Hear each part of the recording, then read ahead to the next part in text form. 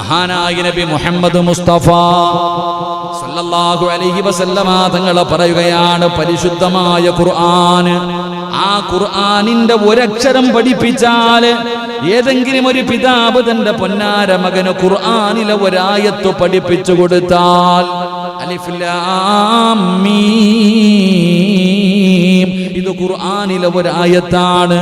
ഖുൽ ഹുവല്ലാഹു അഹദ്, ഇത് ഖുർആനിലെ ഒരായത്താണ്. ഈ ആയത്ത് ഇന്ന് ഏതെങ്കിലും ഒരു പിതാവ് തന്റെ പൊന്നാര മകനെ പിടിച്ചിരുത്തിയിട്ട് പഠിപ്പിച്ചാ, പടച്ച റബ്ബേ, വർഷങ്ങളോളം ഇബാദത്ത് ചെയ്ത പ്രതിഫലം കിട്ടുമെന്ന് നബി മുഹമ്മദ് മുസ്തഫ സല്ലല്ലാഹു അലൈഹി വസല്ലമ തങ്ങൾ പറയുകയാണ്. പരിശുദ്ധമായ ഖുർആനിലെ ഒറ്റ ഒരായത്ത് ഏതെങ്കിലും ഒരു പിതാവ് തന്റെ പൊന്നാര മകന് കണ്ടോതാൻ പഠിപ്പിച്ച, പടച്ചവനെ, ഒരുപാട് കാലം അല്ലാഹുവേ ഇബാദത്ത് ചെയ്ത പ്രതിഫലം കൊടുക്കുകയാണ്. അബൂ ഹുറൈറ റളിയല്ലാഹു തആല അൻഹു പറയുകയാ, ഇനി ഒരു പിതാവ് കാണാതെ പഠിപ്പിച്ചാൽ, ഇത് കണ്ടോതാൻ പഠിപ്പിച്ചാൽ, ഇനി കാണാതെ പഠിപ്പിച്ചാലോ, ആ മനുഷ്യന്റെ ജീവിതത്തിൽ അന്ന് വരെ ചെയ്ത പാപങ്ങൾ അല്ലാഹു പുറത്തു കൊടുക്കുമെന്ന് ആദരവായ പ്രവാചകൻ നബി മുഹമ്മദ് മുസ്തഫ സല്ലല്ലാഹു അലൈഹി വസല്ലമ തങ്ങൾ പറയുമ്പോൾ, എന്റെ പിതാക്കന്മാരോട്, എന്റെ പ്രിയപ്പെട്ടവരോട് പറയുന്നു, നിങ്ങളുടെ കുടുംബത്തിൽ ഒരു ആലിമ് വേണേ, ഒരു ഹാഫിദ് വേണേ.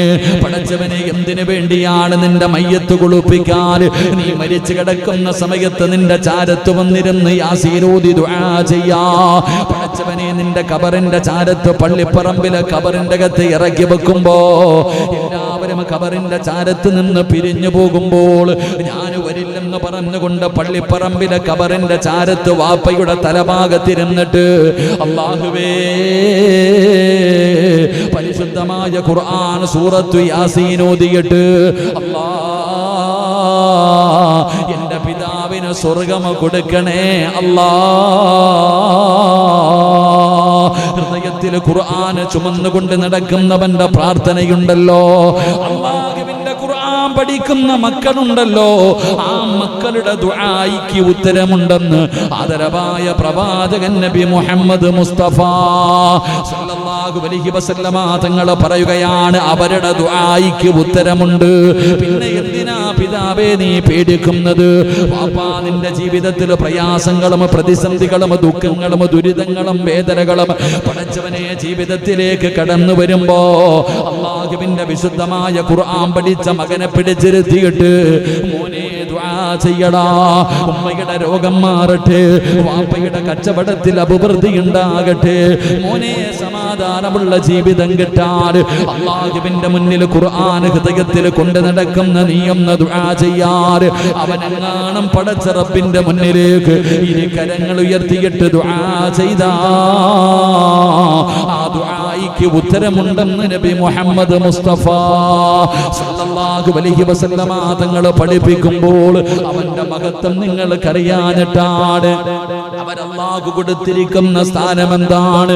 മഹാനായ പ്രവാചകൻ സല്ലല്ലാഹു അലൈഹി വസല്ലമ തങ്ങൾ പറയുകയാ, ആ മനുഷ്യൻ ഈ ലോകത്ത് നിന്ന് യാത്ര പറയുമ്പോൾ, നിന്റെ പൊന്നാര മകനുണ്ടല്ലോ, അല്ലാഹുവിന്റെ വിശുദ്ധമായ ഖുർആൻ ഹൃദയത്തിൽ കൊണ്ട് നടക്കുന്നവനുണ്ടല്ലോ, അവൻ ഈ ലോകത്ത് നിന്ന് യാത്ര പറയുമ്പോ, സക്കറാത്തിന്റെ അവസ്ഥയിൽ മരണത്തോട് മല്ലടിച്ചുകൊണ്ട് കിടക്കുമ്പോ, അല്ലാഹുവിന്റെ മലക്കുകൾ ചോദിക്കുകയാ, അല്ലാ തഖാഫൂ വലാ തഹ്സനൂ വഅബ്ശിറൂ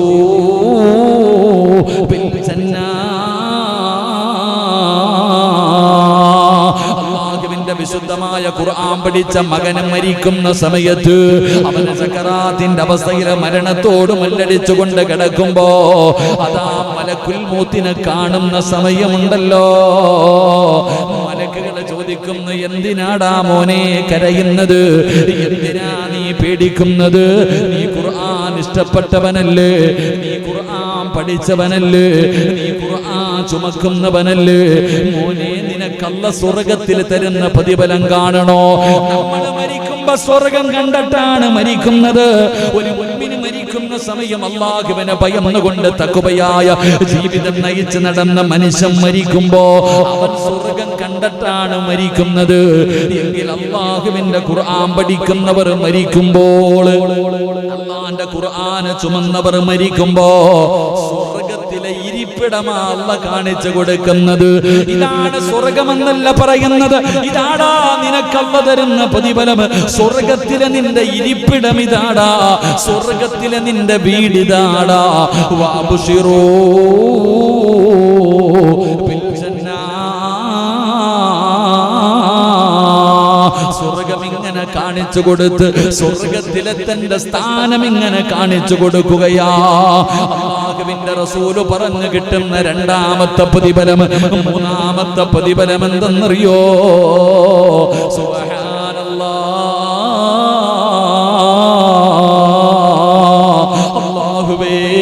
അല്ലാഹുവേ, എത്ര വലിയ പ്രതിഫലമെന്നറിയുമോ? അവന്റെ ജനാസ പള്ളിപ്പറമ്പിലെ ഖബറിന്റെ അകത്ത് ഇറക്കി വെച്ചാ എന്ന് പറഞ്ഞ രണ്ട് മലക്കുകൾ കടന്നു വരുമല്ലോ. എന്ന് പറഞ്ഞുകൊണ്ട് ഖബറിന്റെ അകത്തും മലക്കുകൾ കടന്നു വന്ന് ചോദ്യം ചോദിക്കുമെന്നാണ്. എങ്കിൽ അല്ലാഹുവിന്റെ റസൂല് പറയുകയാ, അവന് ഖബറിന്റെ അകത്ത് ചോദ്യമില്ല, അവന് ഖബറിന്റെ അകത്ത് ചോദ്യമില്ല. കാരണം അവൻ അല്ലാഹുവിന്റെ കുടുംബക്കാരനാ. അല്ലാഹുവേ പടച്ചവനെ, അവൻ സാധാരണ ഒരു വ്യക്തിയല്ല, അല്ലാഹുവിന്റെ ഖുർആൻ പഠിച്ചവനാണ്, ആ ഖുർആനിനെ ഹൃദയത്തിൽ ചുമന്നവനാണ്. പള്ളിപ്പറമ്പിലെ ഖബറിന്റെ അകത്ത് മലക്കുകൾ വരുമ്പോ അതാ ഖുർആൻ പറയുന്നു, എന്നോട് ചോദിക്ക്. അവൻ ഉറങ്ങട്ടെ, അവൻ എന്റെ കൂട്ടുകാരനാണ്, അവൻ എന്നെ സ്നേഹിച്ചവനാണ്, അവൻ എന്നെ ചുമന്നവനാണ്, അവൻ എന്നെ ബഹുമാനിച്ചവനാണ്. അതുകൊണ്ട് അവനോട് ചോദിക്കരുത്, എന്നോട് ചോദിക്ക്, ഞാൻ പറയാമെന്ന് പറഞ്ഞ് പള്ളിപ്പറമ്പിലെ ഖബറിന്റെ അകത്ത് വെച്ച് മലക്കുകൾ അവിടെ നിന്ന് പടച്ചവനെ ആ ഖുർആൻ അവന്റെ ചോദ്യങ്ങൾക്ക് മറുപടി പറയുകയാ. എന്റെ പ്രിയമുള്ളവരെ, പായിപ്പാട് പള്ളിയുടെ ഖബർസ്ഥാനിൽ പള്ളി വെക്കാൻ നേരത്തിവിടുന്ന ഒരുപാട് ഖബറിന്റെ അകത്ത് നിന്ന് എല്ലും കഷ്ടം കിട്ടിയല്ലോ. ഒരുപാട് ഖബറുകൾ ഇന്ന് ഈ പള്ളി നിൽക്കുന്നത് ഖബറിന്റെ മുകളിലാണല്ലോ. എങ്കിൽ ഈ പായിപ്പാട് പള്ളിയിലെ ഖബർസ്ഥാനിൽ എവിടെയെങ്കിലും അല്ലാഹുവിന്റെ ഖുർആൻ പഠിച്ച ഒരു ഹാഫിദ് കിടക്കുന്നുണ്ടെങ്കിൽ, പൊന്നുപോലെ പ്രിയപ്പെട്ട സഹോദരാ, എത്ര കൊല്ലം കഴിഞ്ഞാലും നിങ്ങൾ പോയിട്ടൊന്ന് നോക്ക്, ഈ പായിപ്പാട് പള്ളികളെ ഖബർസ്ഥാനിൽ ഒരു ഹാഫിദ് മരിച്ചത് ഓർമ്മയുണ്ടെങ്കിൽ ആ ഹാഫിദിന്റെ ഖബർ എവിടെയാണെന്ന് തെരഞ്ഞു നോക്കിയിട്ട് നാളെ നിങ്ങൾ ചെന്നിട്ട് ആ ഖബറൊന്ന് മാന്തി നോക്ക്. സുബ്ഹാനല്ലാഹ്, വെച്ചതുപോലെ കിടക്കും സഹോദരാ. അവന്റെ ഖബറിന്റെ അകത്ത് അവന്റെ ശരീരം മണ്ണ് തിന്നൂല. അല്ലാഹുവിന്റെ ഖുർആൻ പഠിച്ചവന് മണ്ണ് തിന്നില്ല. നിങ്ങൾക്ക് സംശയമുണ്ടെങ്കിൽ, നിങ്ങൾക്കറിയുമെങ്കിൽ നാളെ ചെന്നിട്ട് നിങ്ങൾ മാന്തി നോക്ക്. മുത്തുനബിയാണ് പറഞ്ഞത്, ഖുർആൻ പഠിച്ചവന്റെ ശരീരം മണ്ണ് തൊടില്ല എന്ന് നബി മുഹമ്മദ് മുസ്തഫ. അള്ളാന്റെ ഖുർആൻ പഠിച്ചവന്റെ ശരീരം മണ്ണും പുഴുക്കളും തിന്നൂല, അത് അതുപോലെ തന്നെ കിടക്കും. അള്ളാഹു ഈമാൻ തരുമാറാകട്ടെ. നമ്മളൊന്ന് പോയി നോക്കിക്കേ, ഈ അടുത്തൊക്കെ അടക്കിയ ഖബറിന്റെ പലക ഇടിഞ്ഞിട്ട് കിടപ്പുണ്ട്, കാല് കാണാൻ തല കാണാൻ പലതും പള്ളിക്കാട്ടിൽ. എന്നാൽ ഖുർആൻ അതാണ്, ഖുർആൻ തൊടില്ല, മണ്ണ് തിന്നൂല, പുഴുക്കൾ തിന്നൂല, അതുപോലെ തന്നെ കിടന്നുറങ്ങും. അള്ളാഹു നമുക്ക് ഈമാൻ തരുമാറാകട്ടെ. അള്ളാഹു നമുക്ക് ഈമാൻ തരുമാറാകട്ടെ. നാളെ പടച്ച റബ്ബിന്റെ പരലോകത്തേക്ക് ഖബറിന്റെ അകത്ത് നിന്ന് എഴുന്നേക്കുമ്പോ തലയിലിരിക്കണ മുടി തട്ടിക്കളഞ്ഞിട്ട് ചോദിക്കും, ആരാപ്പ എന്നെ വിളിച്ചേ? ഉറക്കത്തിൽ നിന്ന് രാവിലെ കല്യാണം കഴിഞ്ഞ് ഫസ്റ്റ് നൈറ്റിൽ കടന്നുറങ്ങിയിട്ട് പുതിയാപ്പള ഉറക്കത്തിൽ നിന്ന് എഴുന്നേക്കണ പോലെ ഈ ഖുർആൻ പഠിച്ച മകന് പായിപ്പാട് പള്ളിയുടെ ഖബർസ്ഥാനിൽ നിന്ന് എഴുന്നേറ്റിട്ട് ചോദിക്ക, ആരാ വിളിച്ചുണർത്തിയേ? അല്ലാഹു ആരം പടച്ചോനെ, നാലിച്ചു വെക്ക്. നമ്മളുടെ അവസ്ഥയിൽ നാലിക്ക് നമ്മൾ എങ്ങനെ എഴുന്നേക്കാം? ഇവിടെ നിന്ന് ഓരോ മനുഷ്യനും എഴുന്നേക്കുന്ന രംഗം നിങ്ങളൊന്ന് ചിന്തിക്ക്. ഖുർആൻ പഠിച്ചവൻ എഴുന്നേറ്റിട്ട് ചോദിക്കുന്നു, ആരാ വിളിച്ചുണർത്തിയത്? അല്ലാ പടച്ചോൻ, ഇത് ആരാപ്പ നിക്കണേ? ഖബറിന്റെ അകത്ത് നിന്ന് എഴുന്നേറ്റ് നോക്ക, ആരാ നിക്കണ? ഒരാള് സുന്ദരനായി സുമുഖനായിട്ട് ഇങ്ങനെ നിക്ക. എടാ ചങ്ങാതി, എഴുന്നേക്ക്, നമുക്ക് പോകാം. മസ്റയാ, ഇന്ന് മശ്റയ അല്ലാഹുവാണ് വിളിച്ചിരിക്കുന്നത്, എഴുന്നേക്ക്. നീ ആരാടാ ചങ്ങാതി എന്നെ വിളിക്കാൻ? നീ ആരാ? ഞാൻ കണ്ടിട്ടൊന്നും ഇല്ലല്ലോ, നമ്മൾ തമ്മിൽ പരിചയമൊന്നും ഇല്ലല്ലോ. എടാ മോനെ, നീ ചുമന്നോണ്ട് നടന്ന ഖുർആനാടാ ഞാനാണ് പരിശുദ്ധമായ ഖുർആൻ. നീ എഴുന്നേക്ക്. വിളിച്ചുണർത്തിയിട്ട് പടച്ചവനെ നല്ല വസ്ത്രങ്ങൾ അങ്ങോട്ട് കൊടുക്കുക, സ്വർഗത്തിലെ വസ്ത്രം ധരിപ്പിക്കുക, ഏറ്റവും കൂടുതൽ വില കൂടിയ വസ്ത്രങ്ങൾ, അള്ളാഹുവിന്റെ സ്വർഗത്തിലെ വസ്ത്രങ്ങളൊക്കെ ധരിപ്പിച്ചിട്ട് ഇവന്റെ തലയിൽ കിരീടം വെച്ച് കൊടുക്കുന്ന, ഇവന്റെ ഉമ്മാക്കും ഉപ്പാക്കും കിട്ടണ അതിനും വേറെ. ഇവന്റെ ഈ ഖുർആൻ പഠിക്കുന്ന ഒരു വിദ്യാർത്ഥി, ആ വിദ്യാർത്ഥിയുടെ മാതാപിതാക്കൾക്ക് പോലും പ്രത്യേക പരിഗണനയുണ്ടെന്നാണ്. അപ്പൊ ഇവന്റെ തലയിൽ ഇങ്ങനെ വസ്ത്രവും വെച്ച് തൊപ്പിയൊക്കെ വെച്ചു കൊടുത്തിട്ട് ഖുർആൻ ഇങ്ങനെ കയ്യിൽ പിടിച്ചിട്ട് അള്ളാടെ മുന്നിൽ കൊണ്ടോ, പടച്ചവനെ അള്ളാ ഇവന് സ്വർഗം കൊടുക്കണം തമ്പുരാനെ. അള്ളാടെ മുന്നിൽ ഞാനും നിങ്ങളും പടച്ച റബ്ബിന്റെ മുന്നിൽ നിന്നിട്ട് ഉരുക. ഉടുതുണിയുണ്ടോ? സുബ്ഹാനല്ലാഹ്. ഉമ്മ പ്രസവിച്ചിട്ടതുപോലെ നമ്മളൊക്കെ നിൽക്കുന്നത് നാളെ പടച്ച റബ്ബിന്റെ കോടതിയിൽ ഉടുതുണിയില്ലാതെ ചേലാകർമ്മം പോലും ചെയ്യേണ്ട അവസ്ഥയിലാണ് നമ്മൾ നിൽക്കുന്നത്.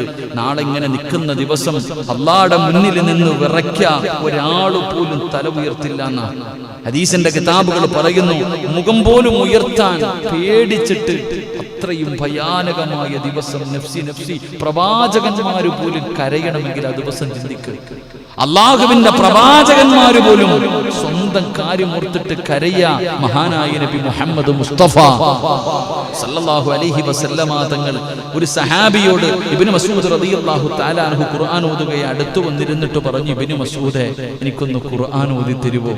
ഇബ്നു മസ്ഊദ് റളിയല്ലാഹു തആല അൻഹു ചോദിച്ചു, നബിയെ അങ്ങക്കല്ലേ ഖുർആൻ ഇറങ്ങിയേ, ഞാൻ ഓതി തരണോ? പ്രവാചകൻ സല്ലല്ലാഹു അലൈഹി വസല്ലം തങ്ങൾ പറഞ്ഞു, നീ ഓത്, എനിക്ക് നീ ഓതുന്നത് കേൾക്കാൻ വലിയ ഇഷ്ടമാണ്. അള്ളാഹുവിന്റെ പ്രവാചകൻ സല്ലല്ലാഹു അലൈഹി വസല്ലം തങ്ങൾ അവിടെ നിന്ന് പറഞ്ഞു, എനിക്ക് വേണ്ടി ഒന്ന് ഖുർആൻ ഓതിത്താ. മഹാനായ ഇബ്നു മസ്ഊദ് റളിയല്ലാഹു തആല അൻഹു പരിശുദ്ധമായ ഖുർആൻ സൂറത്തുൻ നിസാ ആണ് ഓതുന്നത്. അള്ളാന്റെ വിശുദ്ധമായ ഖുർആൻ സൂറത്തുൻ നിസാ ഇങ്ങനെ ഓതുകയാണ്. അള്ളാന്റെ റസൂൽ സല്ലല്ലാഹു അലൈഹി വസല്ലമ തങ്ങള് അവിടെ ഇങ്ങനെ കേട്ടുകൊണ്ടിരിക്കുകയാണ്. അതാ ഇങ്ങനെ ഓതി ഓതി വരികയാണ്. റബ്ബേ, പരിശുദ്ധമായ ഖുർആൻ ഇങ്ങനെ ഓതിക്കൊണ്ടിരിക്കുമ്പോ അതാ പരിശുദ്ധമായ ഖുർആൻ സൂറത്തുൻ നിസാ ഇങ്ങനെ ഓതിക്കൊണ്ടിരിക്കുകയാണ്. അത് ഓതുന്ന സമയത്താണ് ഇബ്നു മസ്ഊദ് റളിയല്ലാഹു തആല അൻഹു നാളെ ഓരോ സമുദായത്തിന്റെയും പ്രവാചകന്മാര് നാളെ സാക്ഷികളാക്കി നാളെ പരലോകത്ത് കൊണ്ടുവരുമെന്നുള്ള ആയത്ത് ഓതുമ്പോ ജിനാബിക ഹൗലാഇ ശഹീദ് ആയത്തങ്ങ് ഓതുമ്പോ അല്ലാഹുവിന്റെ റസൂല് പറയുന്നു, ഇബ്നു മസ്ഊദ് ഇനി ഓതല്ലേ, ഇനി കേൾക്കാനുള്ള ധൈര്യമില്ല, ഇനി ഓതരുത് ഖുർആൻ, മതി മതി നിർത്ത്, ഇത് കേൾക്കാനുള്ള ശക്തി എനിക്കില്ല. അല്ലാഹുവേ, ഇബ്നു മസ്ഊദ് റളിയല്ലാഹു തആല അൻഹു പറയുകയാ, ഞാൻ തിരിഞ്ഞു നോക്കിയപ്പോൾ റസൂലുള്ളാഹിയുടെ താടിരൂമത്തിലൂടെ കണ്ണുനീര് ഒഴുകുകയാണ്. ഏതായത്താ ഓതിയത്? ഈ ഉമ്മത്തിന്റെ സാക്ഷിയായിട്ട് നാളെ പരലോകത്ത് മുത്തുനബിയെ കൊണ്ടുവരും. ഓരോ പ്രവാചകന്മാരെയും അവരുടെ അനുയായികൾക്ക് സാക്ഷിയായിട്ട് കൊണ്ടുവരുമെന്നുള്ള ഖുർആനായത്ത് കേട്ടപ്പോ അല്ലാഹുവിന്റെ പ്രവാചകൻ പോലും കരഞ്ഞു പോയെന്ന ചരിത്രം പറയുമ്പോ ആ പരലോകത്താണ് ഞാനും നിങ്ങളും നിൽക്കുമ്പോ ഖബറിന്റെ അകത്ത് നിന്ന് നിന്റെ പൊന്നാര മകനെയോ മകളെയോ അല്ലാഹുവിന്റെ വിശുദ്ധമായ ഖുർആൻ പിടിച്ചു കൊണ്ടുവരികയാ. എന്നിട്ട് പറയുന്നു, നാഥാ, പടച്ചവനെ, എത്രയോ ആൾക്കാര് ഖുർആൻ പഠിക്കാതെ ഖുർആൻ ഓതാതെ ഒന്ന് തുറന്നു പോലും നോക്കാതെ എന്റെ മുകളിൽ ഇരുന്ന പൊടി പോലും ഒന്ന് തുടച്ച് കളയാതെ എത്രയോ പേര് എന്നെ ബഹുമാനിക്കാതിരുന്നപ്പോ അല്ലാഹുവേ, ഇവൻ എന്നെ ബഹുമാനിച്ചവനാണല്ലാ, ഇവൻ ഹൃദയത്തിൽ ചുമന്നവനാണല്ലാ. അതുകൊണ്ട് റബ്ബേ, ഇവന് നീ സ്വർഗം കൊടുക്കണേ അല്ലാ. നാളെ വിചാരണയില്ല, നിന്റെ പൊന്നുമോന് നാളെ ഹിസാബില്ല, നാളെ പടച്ചവൻ അവനോട് ചോദിക്കില്ല, നാളെ അവനെ വിചാരണ ചെയ്യില്ല. അല്ലാഹു പറയും, അതാടാ സ്വർഗം, നിനക്കിഷ്ടമുള്ള വാതിലിലൂടെ കേറിപ്പോക്കോ. നാളെ അവനോട് പറയുകയാ, ഈ കാണുന്ന സ്വർഗത്തിന്റെ ഏത് കവാടത്തിലൂടെ വേണമെങ്കിലും കടന്നു പൊക്കോ. അല്ലാഹുവേ,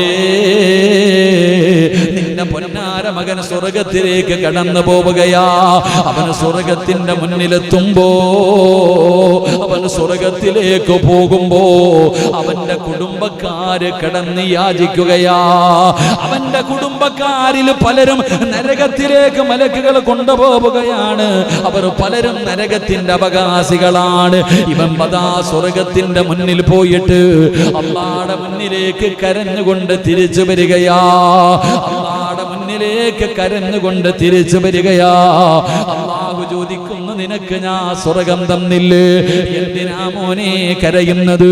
നിന്നോട് സ്വർഗത്തിന് പോകാൻ പറഞ്ഞിരിക്കുകയല്ലേ? എന്തിനാ പൊന്നുമോനെ നീ കരയുന്നത്? അല്ലാഹുവേ, എന്റെ ഉമ്മയും എന്റെ ഉപ്പയും എന്റെ കൂടപ്പറപ്പും എന്റെ കുടുംബക്കാര് ഇവരൊക്കെ നരകത്തിൽ പോകുമ്പോ എനിക്ക് മാത്രം എന്തിനാ പടച്ചവനെ സ്വർഗം? എന്റെ ഈ കുടുംബക്കാര് മുഴുവനും നരകത്തിലാണല്ലോ.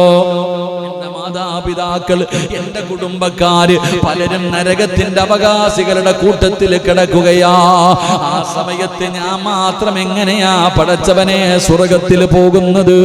അവരെ കൂടെ രക്ഷപ്പെടുത്തണേ അല്ലാ. നാളെ പടച്ച റബ്ബിന്റെ പരലോകത്ത് വെച്ച് പറയുമ്പോ അല്ലാഹുവിന്റെ റസൂൽ അവിടെന്ന് പറയുകയാ, അല്ല പറയുന്ന പോകടാ, ഖുർആൻ പഠിച്ചവനെ പോകടാ. ആ കിടക്കുന്നവരിൽ ഇഷ്ടമുള്ള 40 പേരുടെ കയ്യിൽ പിടിച്ചോ. അല്ലാഹു നമുക്ക് ഈമാൻ തരുമാറാകട്ടെ. അല്ല പറയും, ആ കിടക്കണ ആര് വേണമെങ്കിലും എടുത്ത കുടുംബക്കാരല്ല, ഈ കിടക്കണ 40 പേരിൽ ആരെ വേണമെങ്കിലും പിടിച്ചോ, പോയിട്ട് കയ്യെ പിടിച്ചിട്ട് കൊണ്ടുപോകടാ സ്വർഗത്തിലേക്ക്. അള്ളാഹു അവസരം കൊടുക്കുമെന്ന് മുത്തുനബി മുഹമ്മദ് മുസ്തഫ. അപ്പോഴതിന്റെ വിലയേറിയ അതാ ഖുർആൻ. അതാണ് ഖുർആൻ. നാളെ പടച്ച റബ്ബിന്റെ പരലോകത്ത് വെച്ചിട്ട് 40 പേരുടെ കൈ പിടിക്കാം. ഒരെണ്ണം പോരെ എത്താ വീട്ടിൽ? ഇവിടെ വീട്ടിൽ ഒരെണ്ണം പോരെ രക്ഷപ്പെടാൻ? അൽഹംദുലില്ലാഹ്. അല്ലാഹുവേ, ഞങ്ങളുടെ അത്ത എത്ര പുണ്യം ചെയ്തിട്ടുണ്ടാകും. അള്ളാഹു അദ്ദേഹത്തിന്റെ ഖബറിടം വിശാലമാക്കി കൊടുക്കുമാറാകട്ടെ. പലരും നമ്മളോടൊക്കെ പറയാറുണ്ട്, സിറാജ് ഉസ്താദേ, നിങ്ങളുടെ വാപ്പൊക്കെ രക്ഷപ്പെട്ടല്ലോ, ഒരുപാടെണ്ണം ഉണ്ടല്ലോ, 3-4 ഹാഫിളീങ്ങൾ വീട്ടിലുണ്ട്, അവരൊക്കെ കൊണ്ടുപോയി കഴിഞ്ഞാൽ പിന്നെ നിങ്ങൾക്ക് കൊണ്ടുപോകാൻ ആളെ കാണത്തില്ലല്ലോ. നമ്മളോട് പലരും ചോദിക്കാം. അള്ളാഹു നമുക്ക് ആരെയും കൊണ്ടുപോകണ്ട, നമുക്കെങ്കിലും പോയാൽ മതി. അള്ളാഹു രക്ഷപ്പെടുത്തുമാറാകട്ടെ. അള്ളാഹു രക്ഷപ്പെടുത്തുമാറാകട്ടെ. എൻ്റെ പ്രിയപ്പെട്ട സഹോദരങ്ങളെ, നാളെ 40 പേരെ കൊണ്ടുപോകാൻ അവസാനം സ്വർഗത്തിന്റെ മുന്നിലെത്തുമ്പോ മലക്ക് പറയുവത്രേ, ഓതടാ ഖുർആൻ. സ്വർഗത്തിലേക്ക് കയറി കഴിയുമ്പോ മലക്കുകൾ പറയും ഓതാൻ. ഓരോ ആയത്ത് ഓതുമ്പോഴും ഇവന്റെ സ്ഥാനം ഇങ്ങനെ ഉയരുകയാണ്. പടച്ചവനെ പിന്നെ പിടിച്ചാൽ കിട്ടൂല. ഖുർആനിന്റെ അവസാനത്തെ മിനൽ ജിന്നത്തി വന്നാസ് എന്ന് ഓതുമ്പോ ഓൻ എവിടെ ആയിരിക്കും എന്ന് ചിന്തിച്ചു വയ്ക്കേ. അള്ളാന്റെ പരിശുദ്ധമായ ഖുർആനിലെ 114 അധ്യായങ്ങൾ, 6000-ൽ പരം വരുന്ന ആയത്തുകൾ ഇത് ഓതി കഴിയുമ്പോ എവിടെ എത്തി നിൽക്കണ പടച്ചവനെ? നാളെ സ്വർഗവാസികൾ ചോദിക്കോത്രേ, ഈ ഊഞ്ഞാലിന്റെ മുകളിൽ ഇരുന്ന ആടിന ഈ കുട്ടിക്ക് ഈ പ്രതിഫലം കിട്ടാൻ കാരണം എന്താണ്? ആ ഇരിക്കണ മക്കൾ ആരാ? അവർക്ക് ഈ പ്രതിഫലം എങ്ങനെയാ കിട്ടിയ? അപ്പൊ പറയത്രേ, അഹ്ലുൽ ഖുർആൻ, അവർ ഖുർആനിന്റെ ആൾക്കാരാ, അവർ അള്ളാന്റെ പരിശുദ്ധമായ ഖുർആൻ പഠിച്ചവരാ, അവർക്ക് അള്ള കൊടുത്തിരിക്കുന്ന പ്രതിഫലം ഇതാണെന്ന് പറഞ്ഞു കൊടുക്കും. അപ്പൊ നമ്മുടെ എഞ്ചിനീയറായ മോൻ എവിടെ ആയിരിക്കും? നമ്മുടെ ഡോക്ടറായ മകൾ എവിടെയായിരിക്കും? അള്ളാഹു ദുനിയാവിലും ആഖിറത്തിലും ഉപകരിക്കുന്ന വിഭാഗത്തിൽ പെടുത്തുമാറാകട്ടെ. അള്ളാഹു നമ്മുടെ മക്കളെ നാളെ നമ്മളെ സ്വർഗത്തിൽ കൊണ്ടുപോകുന്ന മക്കളായി അള്ളാഹു സ്വീകരിക്കുമാറാകട്ടെ. അപ്പൊ ഞാൻ പറഞ്ഞു വന്നത്, അള്ളാഹുവിന്റെ ഖുർആൻ പഠിച്ചവർ അവരാദരിക്കുന്നത് ആരാദരിക്കുന്നത് പോലെ ഒന്ന് പറ. അള്ളാഹ് ആദരിക്കുന്നത് പോലെ താടിയും തഴമ്പിലൊന്നും നോക്കരുത്, ചെറുതോ വലുതോ എന്ന് നോക്കരുത്. അവനോട് പറയണം, മോനെ ദുആ ചെയ്. അവനോട് പറയണം, എനിക്ക് വേണ്ടി ദുആ ചെയ്.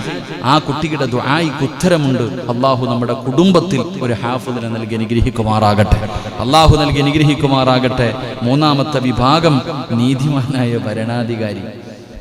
നീതിമാനായ ഭരണാധികാരിയെ ആദരിക്കുന്നത് അള്ളാനെ ആദരിക്കുന്നത് പോലെയാണെന്ന് നബിയിന റസൂലുള്ളാഹി.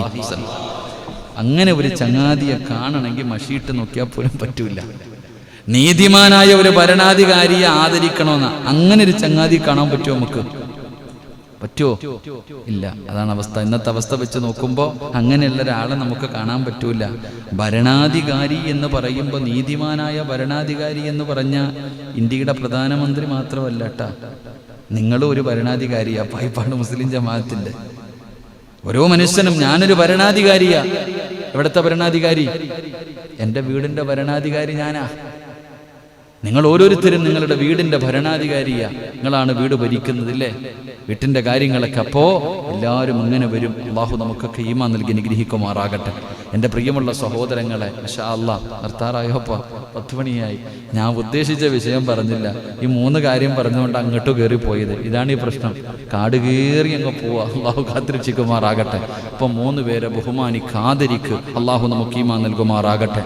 എൻ്റെ പ്രിയമുള്ള സഹോദരങ്ങളെ, മഹാനായ നബി മുഹമ്മദ് മുസ്തഫ. ബോറടിച്ച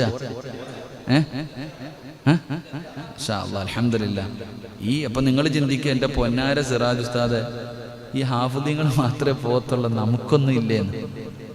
നമ്മൾ ചിന്തിക്കുന്നത് ഹാഫിദീങ്ങളും ആലിമീങ്ങളും മാത്രമേ പോകത്തുള്ളൂ. നിങ്ങൾക്ക് പോകണോ?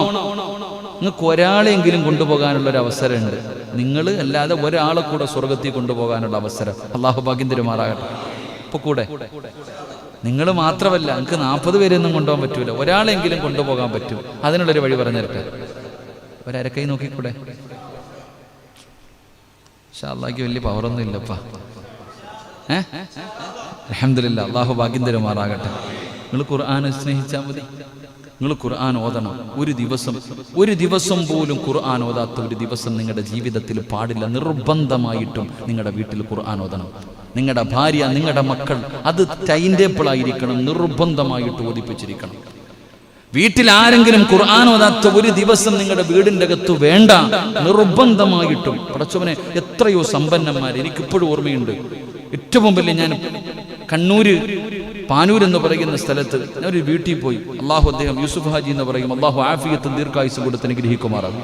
അത്ഭുതം തോന്നിയിട്ടുണ്ട്. ഞാൻ അവിടെ വഴുതിന് പോയപ്പോൾ വീട്ടിൽ പോയി. എത്ര വലിയ സമ്പന്നനാണ്. എത്ര തലാൽ ഗ്രൂപ്പിന്റെ MD-യാണ്. ഒരുപാട് സ്ഥാപനങ്ങളുള്ളവരാണ്. ഞാൻ അദ്ദേഹത്തിന്റെ വീട്ടിൽ പോയി. മഗ്രിബ് നമസ്കാരം കഴിഞ്ഞപ്പോൾ എനിക്ക് അത്ഭുതം തോന്നി. ഇത്രയും വലിയ സമ്പന്നനായിട്ടും ആ മഗ്രിബ് നമസ്കാരം കഴിഞ്ഞപ്പോൾ ആ വീട്ടിലെ കൊച്ചു കുട്ടികൾ വരെ ഇരുന്ന് ഖുർആൻ ഓതുക. ആ വീട്ടിലെ ആണുങ്ങളും പെണ്ണുങ്ങളും കുട്ടികൾ വരെ, അതാ വീട്ടിലെ നിയമമാ. ഇത്രയും വലിയ സമ്പന്നനായ മനുഷ്യന്റെ വീടിൻ്റെ അകത്ത് പോലും മഗ്രിബ് നമസ്കാരം കഴിഞ്ഞാൽ ഖുർആൻ ഓതിയിരിക്കണം, നിർബന്ധം. ഒരു 10 മിനിറ്റ്. അത് കഴിഞ്ഞ് പഠിക്കാൻ തന്നെ അവകാശമുള്ളൂ. ഇത് ഞാൻ പറയുന്നത് ഏതെങ്കിലും ഒരു പാവപ്പെട്ടവന്റെ കുടിലിലെ കാര്യമല്ല. ഒരുപാട് സൂപ്പർ മാർക്കറ്റുകളുള്ള തലാൽ ഗ്രൂപ്പ് എന്ന് പറയുന്ന വലിയൊരു ഗ്രൂപ്പ്, അവരുടെ കുടുംബത്തിന്റെ അവസ്ഥയാ. അള്ളാഹു അദ്ദേഹത്തിന് ദീർഘായുസ് കൊടുത്ത് അനുഗ്രഹിക്കുമാറാകട്ടെ. ആഫിയത്തും ദീർഘായുസും അൽഹംദുലില്ലാ നമ്മളൊക്കെ വലിയ ഇഷ്ടപ്പെടുന്നവരാ. അള്ളാഹു ആഫിയത്തും ദീർഘായുസും കൊടുക്കുമാറാകട്ടെ. എൻ്റെ പ്രിയപ്പെട്ട സഹോദരങ്ങൾ, അതാണ് വീട് നിർബന്ധം. അവിടേക്ക് ഞാൻ ചോദിച്ചു, ഭക്ഷണം ഒരുമിച്ച് കഴിക്കുക വീട്ടിൽ? എവിടെ പോയാലും ഓടിപ്പിടച്ച് വരും മക്കളൊക്കെ. കാരണം എന്തേ? ഒരുമിച്ച് ഒറ്റ വീട്ടിൽ, ആ വലിയ വീടിൻ്റെ അകത്ത് ഒരുമിച്ചിരുന്ന് അവർ ഭക്ഷണം കഴിക്കാറുള്ളൂ. അതൊക്കെ ആയിരിക്കാം അവരുടെയൊക്കെ ജീവിതത്തിലും ബിസിനസ്സിലെയും ബറക്കത്ത്. അള്ളാഹു നിലനിർത്തി കൊടുക്കുമാറാകട്ടെ. എൻ്റെ പ്രിയപ്പെട്ട സഹോദരങ്ങളെ, ഞാൻ പറഞ്ഞത്, നിർബന്ധമായും നമ്മുടെ വീടുകളിൽ ഖുർആൻ ഓതുന്നത് നിർബന്ധമാക്കണം. അങ്ങനെ നമ്മൾ ഓതാൻ തയ്യാറായാൽ, മഹാനായ നബിയിന റസൂലുള്ളാഹി സ്വല്ലല്ലാഹു അലൈഹി വസല്ലമ തങ്ങൾ പറഞ്ഞു, അള്ളാഹുവിന് ചില അടുത്ത ആൾക്കാരുണ്ടെന്ന് പറഞ്ഞാൽ കുടുംബക്കാർ, നമ്മളെ പോലുള്ള കുടുംബമല്ല, അള്ളാഹുവിനോട് അടുത്തവർ. റസൂലുള്ളാഹി സ്വല്ലല്ലാഹു അലൈഹി വസല്ലമ തങ്ങളോട് സഹാബത്ത് ചോദിക്കുന്ന, അള്ളാഹിന് കുടുംബക്കാരുണ്ടോ നബിയെ? ഉണ്ട്. ആരാ? അഹ്ലുൽ ഖുർആൻ, ഖുർആനിന്റെ അഹ്ലുകാര്. അള്ളാഹ്ക്ക് മക്കളോ കൂടപ്പുറപ്പോ അല്ല, അള്ളാഹുവിലേക്ക് അത്രയും അടുത്തവരാരാ? ഖുർആൻ പഠിക്കുകയും പഠിപ്പിക്കുകയും ആ ഖുർആനിനെ ഹൃദയത്തിൽ കൊണ്ടു നടക്കുകയും ഓതുകയും ചെയ്യുന്നവർ. അള്ളാഹു ഭാഗ്യം തരുമാറാകട്ടെ. അപ്പൊ ഇൻഷാ അല്ലാഹ് ഓതിക്കൂടെ? ഇന്നു മുതൽ മരിക്കണ കാലം വരെ പരിശുദ്ധ ഖുർആൻ ഒരു ദിവസം ഒരു സൂറത്തെങ്കിലും ഓതിയിട്ടേ ഉറങ്ങാവൂ. അള്ളാഹു ഭാഗ്യം തരുമാറാകട്ടെ. ഇൻഷാ അല്ലാഹ്. ഏത് സൂറത്ത് ഓതും? ഏത് സൂറത്ത് ഓതും? ഫാത്തിഹായോ അതോ ഇന്നാത്തനെയോ അതോ ഖുൽ ഹുവല്ലാഹയോ? ഏതാ ഓതാ? ഒരെണ്ണം ഫിക്സഡ് ആക്ക്, അതാകുമ്പോൾ പ്രതിഫലം കിട്ടുമല്ലോ. സൂറ 30 ആയത്തുണ്ട് കാക്ക, ബുദ്ധിമുട്ടായിരിക്കും ചിലപ്പോൾ. എളുപ്പമുള്ളത് വല്ലോ നോക്കാം. ഇപ്പൊ തറാവീക്ക് വരുമല്ലേ, ഇവിടെ എങ്ങനെ വല്ലുഹ മുതലാണ്? ഇവിടെ പോയപ്പോ, അടുത്ത വയലിന് പോയപ്പോൾ പറഞ്ഞത് വല്ലുഹ മുതല. ചില പള്ളിയിൽ അലന്തറ മുതൽ താഴോട്ടടിക്കണം 10-10. ചില പള്ളികൾ വല്ലുഹ മുതൽ താഴെ വരെ 20 സൂറത്തുകൾ ഓതും. ചില പള്ളിയിൽ അലം തറ കൈഫ മുതൽ ഇഖ്ലാസ് വരെ വീണ്ടും ഒന്നുകൂടെ. അത്ര എളുപ്പം തീർത്തിട്ട് ഓടുന്നു. അല്ലാഹു അഅലം. അല്ലാഹു നമുക്ക് പറഞ്ഞിട്ട് കാര്യമില്ല. ചില ആൾക്കാർക്ക് ധൃതി എങ്ങനെ നോക്കും, എവിടാടാ ഏർത്ത് തീരുന്ന പള്ളി. ഈ ചങ്ങനാശ്ശേരി പായിപ്പാട് ഏറ്റവും ആദ്യം തീരുന്നത് ഏത് പള്ളിയിലാ നോക്കും. അല്ലോ പടച്ചോനെ, സലീം ഉസ്താദിന്റെ ഒക്കെ വിത്ര നമസ്കാരത്തിൽ വലിയ സൂറത്തൊക്കെ ഓതൻ, അങ്ങോട്ട് പോയിട്ട് കാര്യമില്ല. അങ്ങനെ ചിന്തിക്കുന്നവരുണ്ട്. എൻ്റെ പ്രിയപ്പെട്ട സഹോദരങ്ങൾ, എവിടെ എങ്ങനെ ഇപ്പൊ ഹത്തം തീർക്കല അല്ല എങ്കിലും അൽഹംദുലില്ലാ ഈ പ്രാവശ്യം നമുക്ക് പോതാ ഇല്ലേ സാർ? പള്ളിയില്ലല്ലോ, ഇവിടെ ഓതാനാ? ഈ കൊട്ടൻ തറയിലാ കിടക്കണ സുജൂദിലൊക്കെ. ഇതൊക്കെ നല്ലത്. ഇവിടെ സുജൂദ് ചെയ്യുമ്പോൾ കാലിന് ഇത്തിരി വേദനയുണ്ട് കേട്ടപ്പാ. സുജൂദ് ചെയ്യണ സമയത്ത് കാലിന് ഇത്തിരി വേദനയുണ്ട്. അതിനൊരു പരിഹാരം മെമ്പറെ അതിനൊരു പരിഹാരം കാണണപ്പാ. കാരണം പുസ്താദിന് ഖബർ ചിന്തയും പരലോകമൊക്കെ ഓർമ്മ വരും.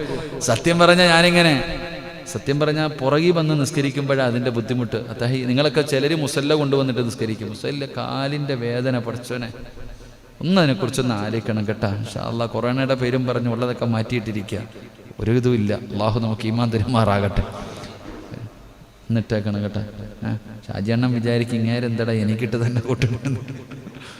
അല്ല, നമുക്ക് അല്ലല്ല ഇമാമെന്ന് പറഞ്ഞാൽ എല്ലാം പറയണോപ്പാ. നമുക്ക് ആരുടെയും ഭക്ഷണമൊന്നും ഇല്ല. എല്ലാവരും അൽഹംദുലില്ലാ. അള്ളാഹു നമുക്ക് നല്ലതല്ലേപ്പാ.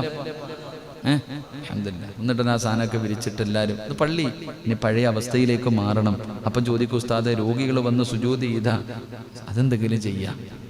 അതെന്തെങ്കിലും അവിടെ വെച്ചിരിക്കണം. ആ സാനിറ്റൈസ് എടുത്ത് ഇവിടെ മൊത്തം ഒഴിച്ചാൽ മതി. അതിങ്ങനെ വരിക, നിസ്കരിക്കുക, ചെക്ക കയറാ, നിസ്കരിക്കുക കയറാ. എന്താപ്പാ അല്ലേ? തലയെ കൂടെ എടുത്ത് ഒഴിക്കാതെ വലിയ കാര്യം. സത്യത്തിൽ ഇതിൻ്റെയൊക്കെ നിയമങ്ങൾ ഞാനിങ്ങനെ ചിന്തിച്ചു നോക്കി. ഒരാൾ ചോദിച്ചതുപോലെ മസ്തല വെച്ച പോലെ ഇതിനകത്തൊക്കെ ആൽക്കഹോൾ ഉണ്ടെന്നല്ലേ സാർ?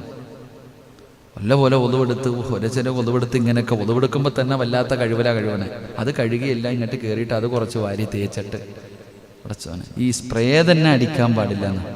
ആൽക്കഹോൾ ഉള്ളത് കാരണം വലിയ മഹത്തുക്കളായ പണ്ഡിതന്മാർ കറാഹത്താണെന്ന് പറയുന്നത്. എന്ന് പറഞ്ഞാൽ തേക്കണ്ടെന്നല്ല കേട്ടോ, ലറൂറത്തിൻ്റെ ഘട്ടത്തിൽ തേക്കാം, അത് വേറെ വിഷയം. ശരി, അള്ളാഹു നമുക്ക് ഈമാൻ തരുമാറാകട്ടെ. ഈമാൻ തരുമാറാകട്ടെ.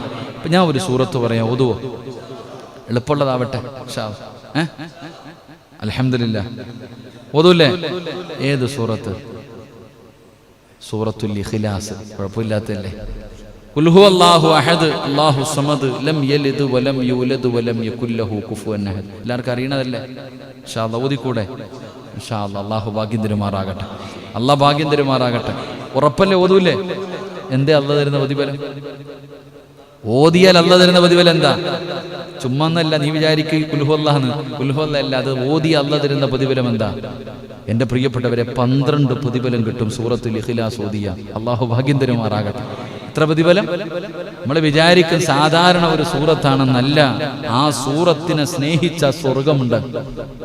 ആ സൂറത്തിനെ സ്നേഹിക്കുന്നവന് സ്വർഗമുണ്ട്. മഹാനായ പ്രവാചകൻ നബി മുഹമ്മദ് മുസ്തഫ സല്ലല്ലാഹു അലൈഹി വസല്ലമ തങ്ങളുടെ മുന്നിൽ വന്നിട്ട് ഒരു സഹാബി പറഞ്ഞു, നബി ഒരു യുദ്ധത്തിനെങ്ങാണ്ട പറഞ്ഞു വിട്ടതാ, അമീർ ഇതല്ലാതെ വേറെ ഒന്നും ഓതണില്ല.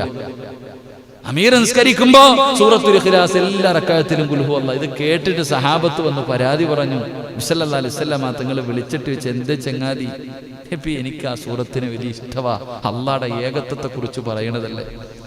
എല്ലാ സഹാബികളും വിളിച്ചു വഴക്കു പറയുന്നു വിചാരിച്ചു. റസൂലുള്ളാഹി തങ്ങൾ ചോദിച്ചു, നീ എന്റെ ഈ സൂറ? എനിക്ക് ആ സൂറത്ത് ഇഷ്ടമാ നബിയെ, എനിക്ക് ആ സൂറത്ത് വലിയ ഇഷ്ടമാ. കാരണം അള്ളാഹുവിനെ കുറിച്ചല്ലേ പറയണേ. ഖുൽ ഹുവല്ലാഹു അഹദ് അല്ലാഹു സമദ്. അള്ളാഹെ കുറിച്ച് മാത്രമാ പറയണേ. അതുകൊണ്ട് എനിക്ക് വലിയ ഇഷ്ടം. മുത്തി നബി പറഞ്ഞു, നീ പൊക്കോളാൻ, നിനക്ക് സ്വർഗമുണ്ടെന്ന് നബി മുഹമ്മദ് മുസ്തഫ സല്ലല്ലാഹു അലൈഹി. സഹാബികൾ വിചാരിച്ചത് അത് മാറ്റി അടുത്ത സൂറത്ത് ഓതണമെന്ന് പറയുമെന്ന്. ഇതിൽ പ്രവാചകൻ പറഞ്ഞു, നീ പൊക്കോ. എന്നിട്ട് സഹാബത്തിനോട് പറഞ്ഞു കൊടുത്തു. ആ ചങ്ങായിയോട് പറഞ്ഞില്ല, സഹാബത്തിനോട് പറഞ്ഞു കൊടുത്തു. ആ സഹാബിക്ക് സ്വർഗമുണ്ട്. കാരണം എന്തേ? ആ സൂറത്ത് ഇഷ്ടപ്പെട്ടത് കൊണ്ട്. അതാ സൂറത്തുൽ ഇഖ്ലാസ്. 12 നന്മകളുണ്ടെന്ന ഓരോന്നും നമുക്ക് പഠിക്കണം. അല്ലാഹു ഭാഗ്യം തരുമാറാകട്ടെ. അല്ലാഹു ഭാഗ്യം തരുമാറാകട്ടെ. അപ്പൊ ഇൻഷാ അല്ലാഹ് ഇന്ന് മുതൽ ഓതൂലേ? അല്ലാഹുവേ, പ്രതിഫലം എന്താ? മഹാനായ നബി മുഹമ്മദ് മുസ്തഫ സല്ലല്ലാഹു അലൈഹി വസല്ലമ തങ്ങൾ പറയുകയാണ്, ഈ ഈ സൂറത്ത് നിങ്ങൾ ഓതുകയാണെങ്കിൽ അല്ലാഹു നിങ്ങൾക്ക് തരുന്ന പ്രതിഫലം എന്തെന്നറിയുമോ? സൂറത്തുൽ ഇഖ്ലാസ് മാത്രമല്ല, ഏത് സൂറത്ത് ഓതിയാലും അല്ലാഹുവിന്റെ ഖുർആനിനെ സ്നേഹിച്ചതിന്റെ പേരില് അല്ലാഹു നിനക്ക് തരുന്ന പ്രതിഫലം എന്തെന്നറിയുമോ? എന്റെ പ്രിയമുള്ള സഹോദരാ, നിനക്ക് അല്ലാഹു ഈമാനുള്ള ഒരു മരണം തരികയാണ്. ഈമാനുള്ള ഒരു മരണം, അല്ലാഹു നിനക്ക് ഈമാനുള്ള ഒരു മരണം തരും. പടച്ചവനെ, നീ മരിച്ചു കിടക്കുമ്പോ നിന്റെ മയ്യത്ത് കാണുന്നവർ കൊതിക്കുകയാ, അല്ലാഹുവേ ഇതെന്തൊരു മരണമാണ് തമ്പുരാന്, എന്തൊരു പ്രകാശമാണ് തമ്പുരാന്, എന്തൊരു പുഞ്ചിരിയാണ് തമ്പുരാന്. അല്ലാഹുവേ എനിക്കും ഇങ്ങനെ ഒരു മരണം തരണേ അല്ലാ. എന്റെ പ്രിയമുള്ളവരെ, നിന്റെ ജനാസ കാണുന്നവർ മുഴുവനും കൊതിച്ചു പോവുകയാണ്. പടച്ചവനെ, ഈമാനുള്ള ഒരു മരണം അല്ലാഹു നിനക്ക് തരികയാ. 2, മഹാനായ നബി മുഹമ്മദ് മുസ്തഫ സല്ലല്ലാഹു അലൈഹി വസല്ലമ തങ്ങൾ പറയുകയാ, ഇതൊരു ചെറിയ സൂറത്താണെന്ന് നിങ്ങൾ ഒരിക്കലും കരുതരുത്. ഇതിന്റെ പ്രതിഫലമാണ് പറയുന്നത്.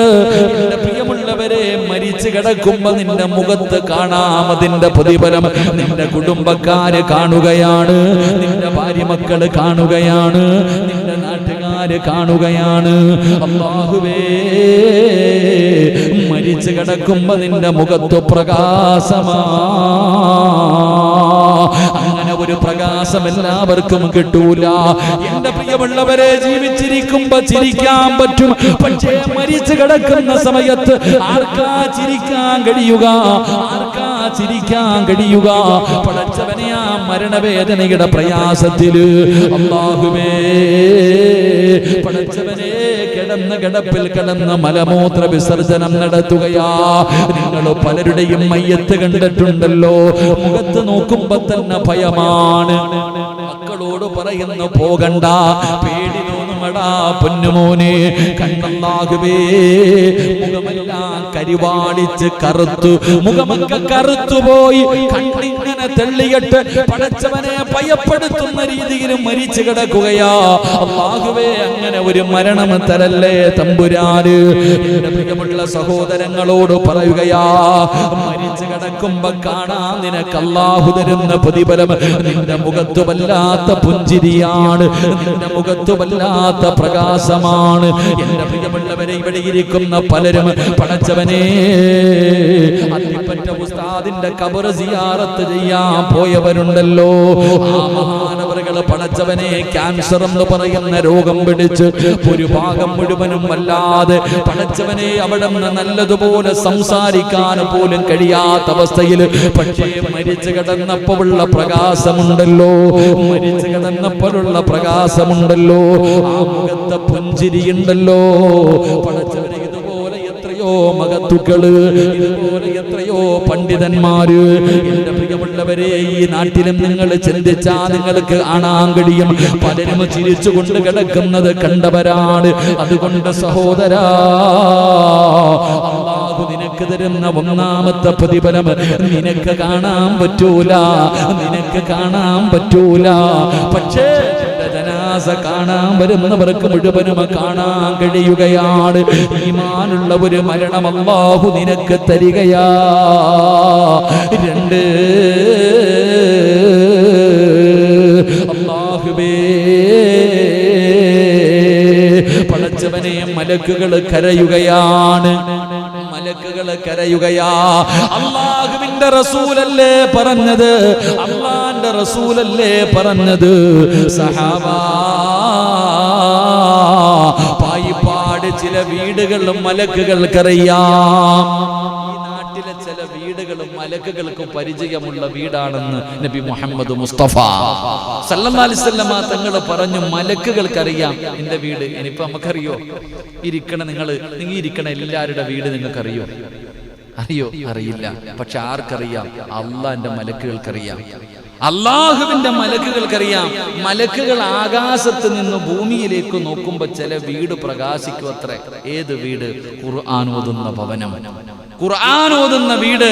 ഇനി ഏതെങ്കിലും ഒരു ദിവസം, എല്ലാ ദിവസവും നിന്റെ വീട്ടിൽ നിന്ന് ഖുർആൻ പാരായണം കേൾക്കാറുണ്ട്, ഒരു ദിവസം കേട്ടില്ലെങ്കിൽ മലക്കുകൾ പറയത്ര, അല്ലാ ആ സിറാജിന്റെ വീട്ടിൽ നിന്ന് ഖുർആൻ ഓതുന്നത് കേൾക്കണില്ലല്ലോ, അല്ലാ ആ ചങ്ങാതിക്ക് സുഖമില്ലെന്ന് തോന്നുന്നു, പടച്ചവനെ ദുആ ചെയ്യത്രേ.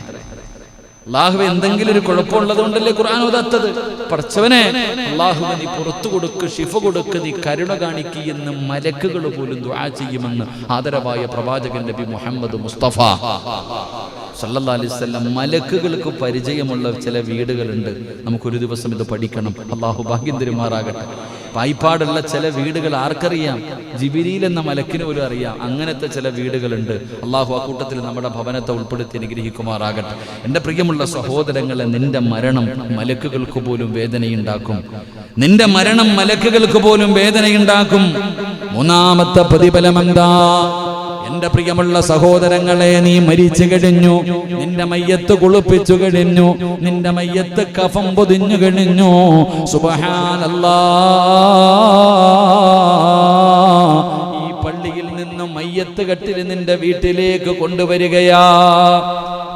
എന്റെ പ്രിയമുള്ള സഹോദരങ്ങളെ, മഹാനായ നബി മുഹമ്മദ് മുസ്തഫ സല്ലല്ലാഹു അലൈഹി വസല്ലമ തങ്ങൾ പറയുകയാണ്, പരിശുദ്ധമായ ഖുർആൻ ഓതുന്നവർക്ക് അല്ലാഹു തരുന്ന പ്രതിഫലം എന്താണ്?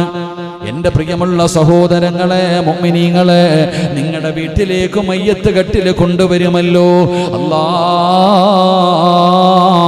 കുടുംബക്കാര് മുഴുവനും നിന്നെ കുളിപ്പിച്ചു വെള്ള തുണിയിൽ പൊതിഞ്ഞിട്ട്, നല്ല വസ്ത്രത്തിൽ പൊതിഞ്ഞിട്ട്, പടച്ചവനെ അതാ കുടുംബക്കാര് മുഴുവനും സുഗന്ധമൊക്കെ തേച്ചിട്ട് ആ പള്ളിയിൽ നിന്ന് കൊണ്ടുവന്ന മയ്യത്ത് കട്ടിലിന്റെ മുകളിലേക്ക് നിങ്ങളെ എടുത്ത് കിടത്തിയിട്ട് എല്ലാവരും ലാ ഇലാഹ ഇല്ലല്ലാഹ്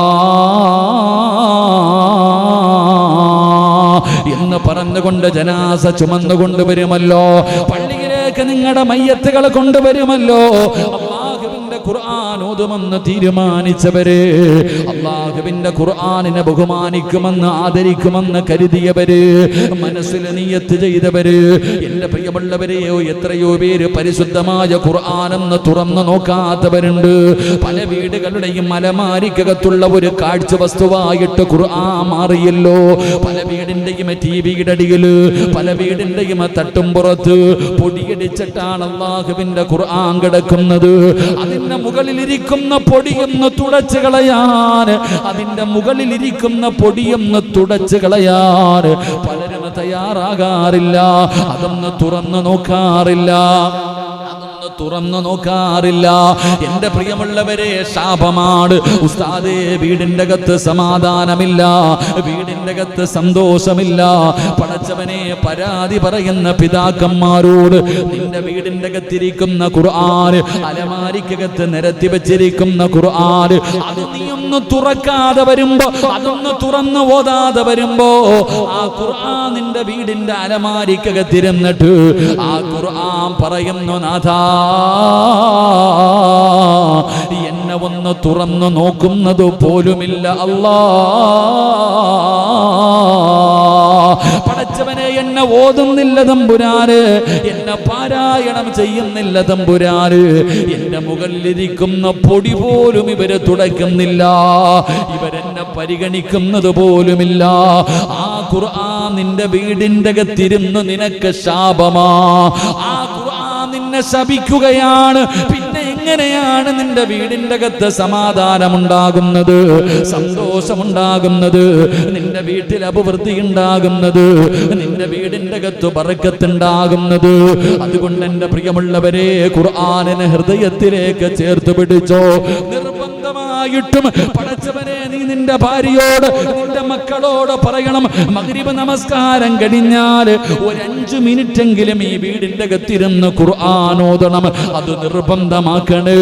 അല്ലാതെ നീയും നിന്റെ കുടുംബം ഖുർആനിന്റെ ശാപം കിട്ടുന്നവരാകരുത്. എങ്കിലും നിങ്ങൾക്ക് കിട്ടുന്ന പ്രതിഫലം എന്താ?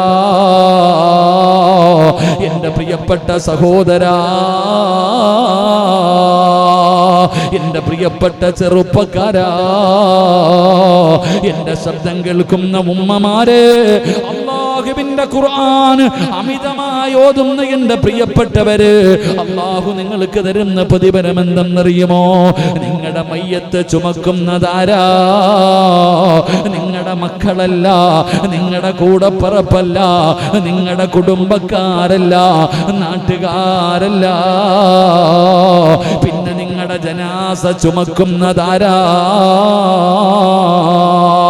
പായിപ്പാട് പള്ളിയിലേക്ക് നിന്റെ ജനാസ നിന്റെ വീട്ടിൽ നിന്ന് ചുമന്നു കൊണ്ടുവരുന്നതാരെന്നറിയുമോ? അല്ലാഹുവിന്റെ മലക്കുകളാ. അല്ലാഹുവിന്റെ മലക്കുകൾ നിന്റെ മയ്യത്ത് ചുമക്കുകയാ. മലക്കുകൾ ഖുർആൻ സ്നേഹിച്ചവര്, ഖുർആനിനെ ഇഷ്ടപ്പെട്ടവര്, ഖുർആൻ ഓതിയവർ, അവരെ ഖുർആനിന്റെ അഹ്ലുകാര്, അവരുടെ ജനാസ മലക്കുകൾ ചുമക്കുകയാ. ഇതിനേക്കാളും എന്ത് പ്രതിഫലമാണ് വേണ്ടത്? ജനിച്ച കാലം മുതൽ മരിക്കുന്ന കാലം വരെ പടച്ചവനെ സ്തുതിച്ചു കൊണ്ടിരിക്കുന്ന പടച്ച റബ്ബിന്റെ മലക്കുകൾ നിന്റെ ജനാസ ചുമക്കുകയാ. എന്റെ പ്രിയപ്പെട്ട സഹോദരാ, എന്റെ പ്രിയപ്പെട്ടവരോട് പായിപ്പാട് പള്ളിയിൽ കബറ കുഴിക്കുന്നവരുണ്ടെങ്കിൽ, ഈ പള്ളിയിൽ കബറ കുഴിക്കുന്നവരോട് നിങ്ങൾ ചോദിച്ചു നോക്ക്, ആരുടെയെങ്കിലും മയ്യത്ത് കബറടക്കാൻ കബറ് വെട്ടിയപ്പോ മണ്ണിന് വല്ല സുഗന്ധവുമുണ്ടായിരുന്നോ? പായിപ്പാട് പള്ളിയിലെ കബറ് കുഴിക്കുന്നവരുണ്ടല്ലോ, കബറ് കുടിക്കണ ആരെങ്കിലും നിങ്ങൾക്ക് അറിയെങ്കിൽ പോയിട്ട് ചോദിക്കാം, ആരുടെയെങ്കിലും മയ്യത്ത് കബറടക്കുന്നതിന് വേണ്ടി കുഴിയെടുത്തപ്പോ വല്ല സുഗന്ധവും നിനക്ക് അനുഭവിക്കാൻ കഴിഞ്ഞിട്ടുണ്ടോ? അല്ലാഹു ഈമാൻ തരുമാറാകട്ടെ. അല്ലാഹു ഈമാൻ തരുമാറാകട്ടെ.